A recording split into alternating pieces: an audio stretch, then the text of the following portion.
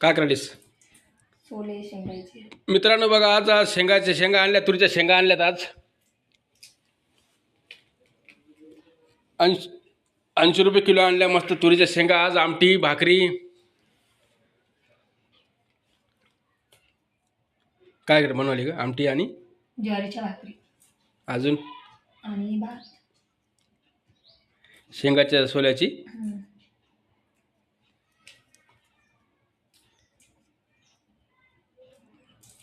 तुम्ही पण या नक्की खायला, आमटी आणि भाकरी. आणि तुमच्या इकडे शेंगा काय किलो आहेत नक्की सांगा कमेंटमध्ये. आमच्या इकडे 80 रुपये किलो. यांच्या इकडे शेतामध्येच भेटतात.